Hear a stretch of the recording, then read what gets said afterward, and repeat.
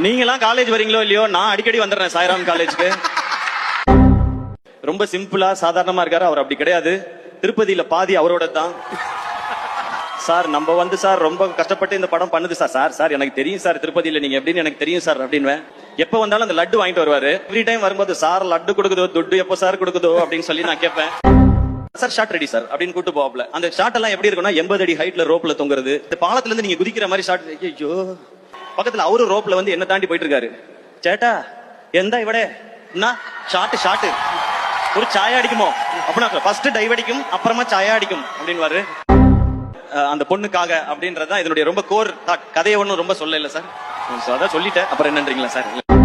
Sir கல்யாணம் பண்ணுங்க sir, எங்களுக்கு மட்டும் 8 மணி ஆனா வீட்டுல இருந்து போன் வரணும். எங்க இருக்கீங்க, எப்ப வருவீங்க அப்படின்னு போன் வரணும். இவர் 8 மணிக்கு தான் எந்திரிப்பாரு ஜாலியா, இன்னைக்கு ஒர்க் பண்ணுவோமா அப்படின்னு. பட் அவர் ஜாலியா இருந்தா நமக்கு ஹிட் பாட்டு வருது.